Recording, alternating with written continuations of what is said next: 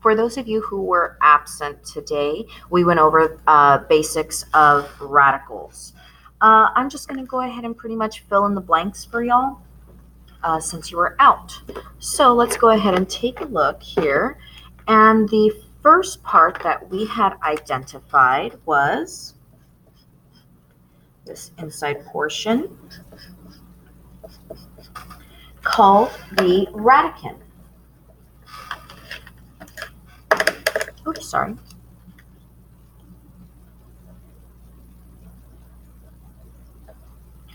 And we gave the example of a number 27. Next, we had identified the next dashed box. There we go. And that is our index. And in this index, I made it a 3. So that means it's a cube root. So that changes what most people identify this symbol to be.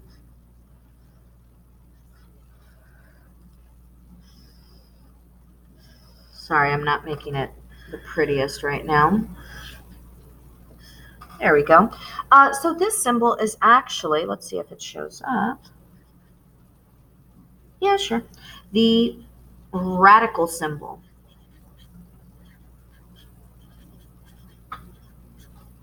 And lastly, the entire shebang. That's why I put that beautiful little brace there for y'all, upside down mustache. It's called a radical. Now, FYI, if the index is blank, there we go.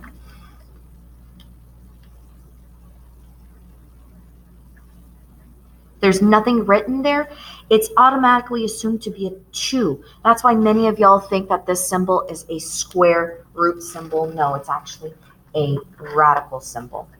Okay, moving forward. I kind of gave you guys some of these, didn't I? So, of course, we have our in, aka index.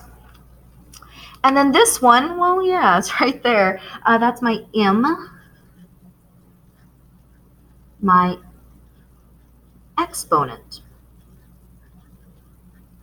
Now, when converting a radical to exponential form, you will create a rational, remember,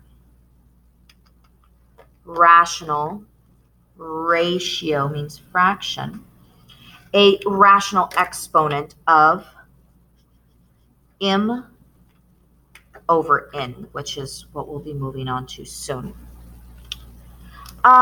Next, I gave you guys a minute to identify your index, in blue, and your radicand in yellow with highlighters. The first one was very simple. Everybody highlighted my 24, but got a little confused here. My index is the implicit 2. Remember, because if it's not written, it's implied to be a 2. The next one, my radicand, is 128 in to the 8th power. It's everything underneath the radical symbol, leaving my index to be 4. Next one is, well, 16xy is my radicand, and I have a cube root, so my index is 3. And lastly, I have my radicand is 448 times x to the 7th power, y to the 7th power is my radicand. And this is a 6th root, so that means my index is a 6. We did already number this, and we said, this was page 8.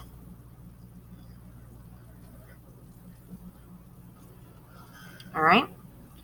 So let's go ahead and flip it on over. Steps for simplifying a radical. We're going to find the prime factorization of your radicand. Now, prime factorization, what do I mean by that? Oh dear.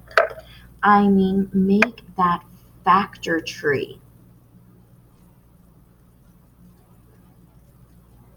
of your radican. Then you have to identify the index. The reason you have to identify your index next is because if the index is, for example, like the one that we did in class here, a 2, you are going to circle groups of 2, identical numbers or variables. But let's say, for example, that your index is 3, then you would circle groups of 3.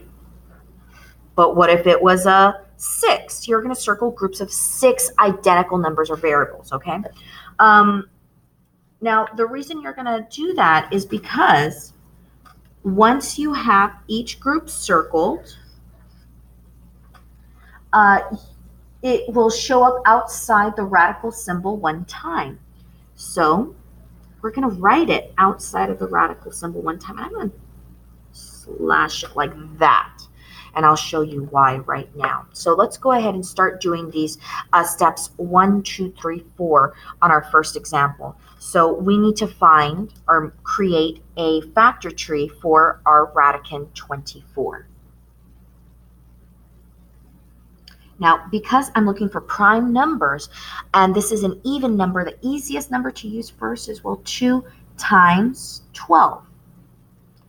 And then break that down, 2 times 6, and 2 times 3. I'm going to use my yellow highlighter to identify my prime numbers, because that's what we had earlier today, prime, prime, prime, and prime. And I'm going to rewrite it. Square root of 2 times 2 times 2 times 3. Now you'll notice I tend to cap off my radical symbols just so that I know that's where it ends, because it can get a little confusing. Okay, so now I'm going to take out my blue highlighter here because I have recognized my index is a 2. So I'm going to be circling groups of 2 identical numbers or variables.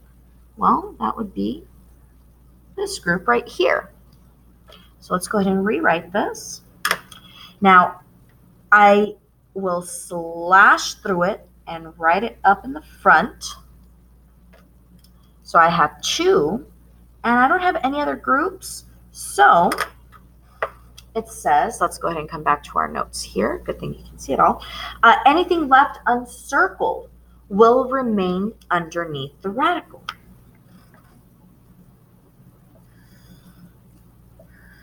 Now this is important though, so I'm going to highlight it in pink. If everything underneath the radical symbol is circled,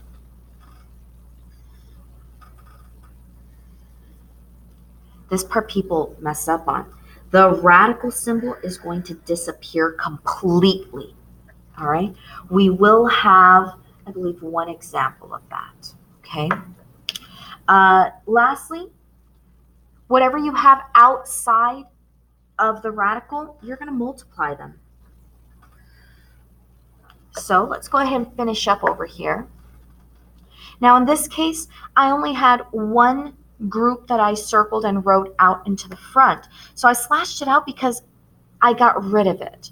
The square root of 2 times 2 is just 2. All right, so I'm going to write times square root, whatever is uncircled is going to remain here. So 2 times 3. Now, obviously, I can simplify that by saying 2 square root of 2 times 3 is 6. And I wrote that in red just so you can find the answer quicker.